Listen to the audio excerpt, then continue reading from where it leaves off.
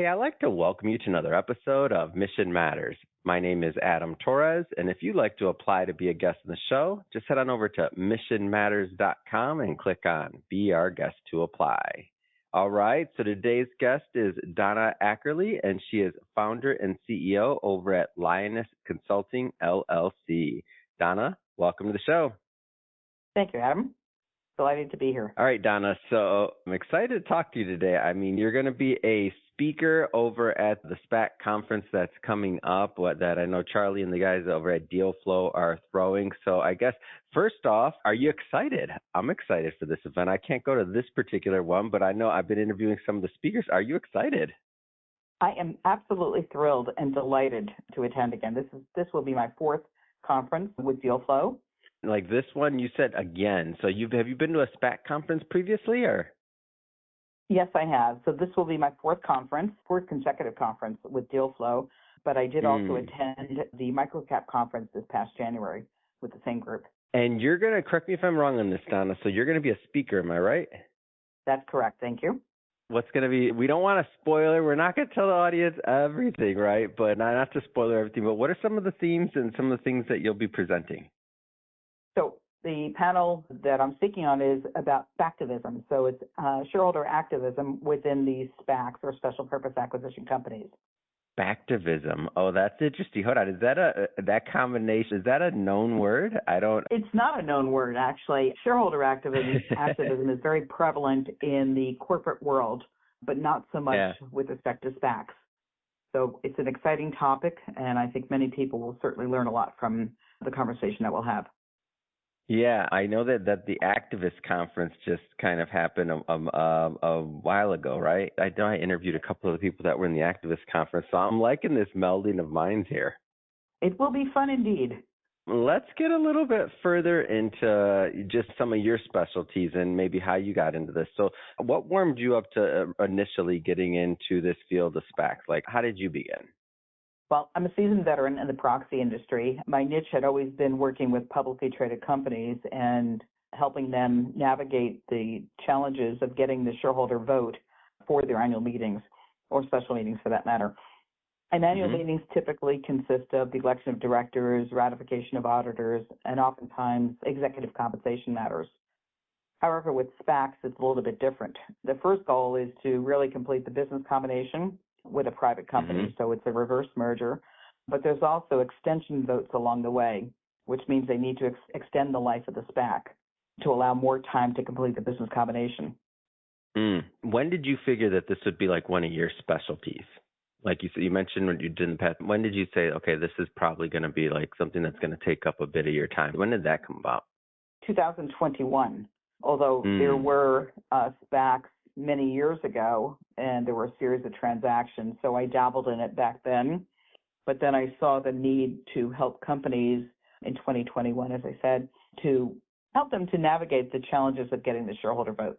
Like, how do you do that? Like, what are some of the challenges for those that are listening that aren't maybe like completely in tune with the industry? Like, what are some of the challenges that are normally you're helping them overcome? One of the major challenges is getting the vote within a very short period of time. There are a lot of things that need to be done. So it's understanding, first of all, the needs of the particular SPAC. Number two is what the deadline is for them to complete the shareholder vote, if in fact it is an extension vote. And normally they come upon you very quickly. So it could be 6 weeks from the time that you start until you have to finish.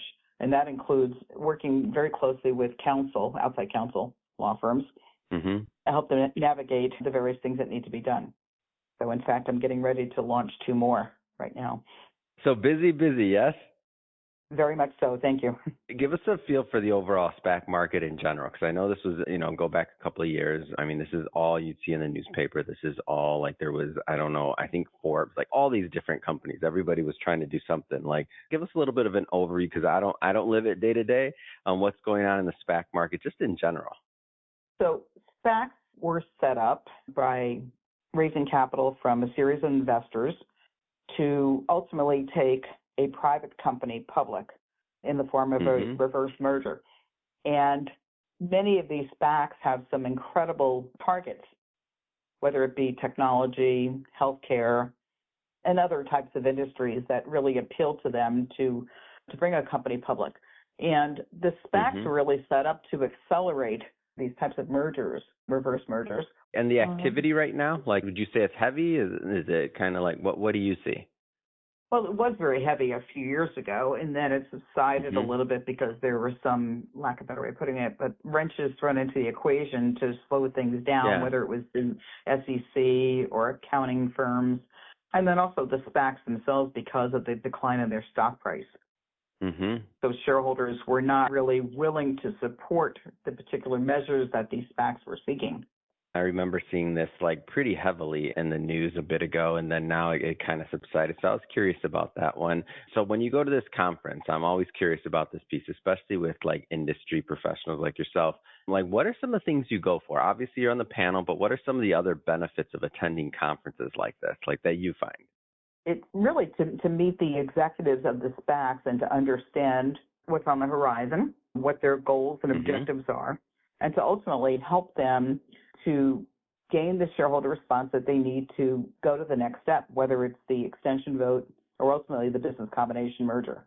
Well, Donna, I just have to say thank you for making some time for us today. I know that you got a lot going on, getting ready for the conference and everything else, but I do want to give you the opportunity as well to leave any contact information, websites or otherwise. If somebody's listening to this, and I know we're going to do a bunch of distribution to some of the people that are attending to the conference as well. So if somebody's listening to this and they want to follow up and they want to learn more about Lioness Consulting LLC, how do they do that?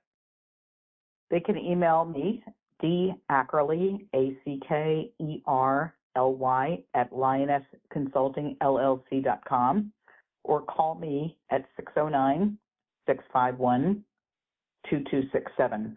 Lioness Consulting also has a website, which is www.lionessconsultingllc.com, and there is an email address, info@lionessconsultingllc.com. Amazing. And just for everybody listening to this, we're going to include all that information in the show notes, and you're welcome to just click on the links, head right on over, check out the website. And speaking of the audience, if this is your first time with Mission Matters, this is a daily show. So each and every day we're bringing you new content. Just to be sure to hit the subscribe button so you don't miss anything that's coming up. And Donna, again, thank you so much for coming on the show.